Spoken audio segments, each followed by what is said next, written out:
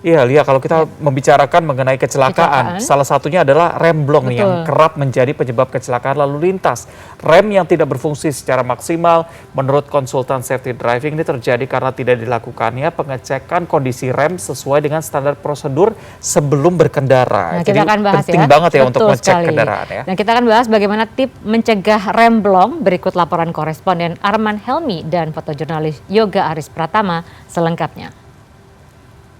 Kegagalan fungsi rem pada kendaraan roda 4 atau lebih bisa menimpa setiap pengendara yang tidak pernah memeriksa kondisi rem atau mengemudi dengan agresif. Kecelakaan mobil karena rem blong sering kali terjadi, seperti kecelakaan truk yang menewaskan seorang anak di Tangerang, Banten belum lama ini. Untuk mencegah rem blong pada kendaraan roda 4, menurut konsultan safety driving Sony Susmana, pengendara harus memastikan rem dalam keadaan prima sebelum melakukan perjalanan. Pada kondisi mobil ini, ban depan ini bekerjanya lebih berat.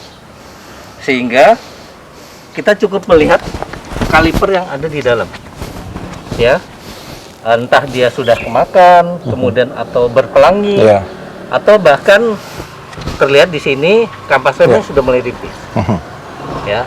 Dari situ kita bisa lihat, oh berarti kondisi remnya masih prima ataupun tidak prima. Sony menambahkan pengendara juga harus mengecek minyak rem apakah wadahnya bocor atau salurannya mampat. Minyak rem seharusnya tidak berkurang, kecuali pada saat mengganti sepatu rem. Minyak rem berada dalam wadah plastik transparan agar mudah terlihat ketika berkurang atau berlebih. Penting diperhatikan, wadah minyak rem tidak boleh sering dibuka tutup dan sisa minyak rem yang dibeli sebaiknya tidak disimpan dan digunakan lagi karena akan mengalami oksidasi yang dapat mempengaruhi kualitas minyak rem. Penting sekali seorang pengemudi melakukan orientasi. Orientasi salah satunya terhadap fungsi rem. Jadi jalan pelan-pelan dulu aja selama sepanjang 1 km.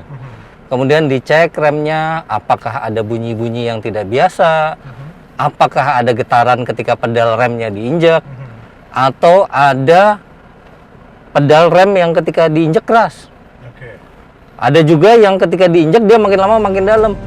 Untuk mencegah rem blong, pengemudi harus berhati-hati, terutama saat berada di jalan menurun.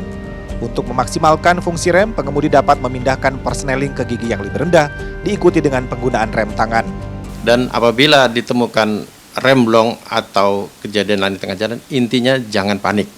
Tetap tenang, fokus berkendara, dan cari tempat yang aman untuk berhenti di bahu jalan. Demikian. Berkendara, terutama dalam kondisi lalu lintas yang cukup padat, membuat kerja rem kendaraan menjadi berat. Agar fungsi rem tetap maksimal, konsultan safety driving menyarankan agar tidak terlalu sering menginjak rem. Jika harus menginjak rem, lakukanlah perlahan dan tidak tiba-tiba.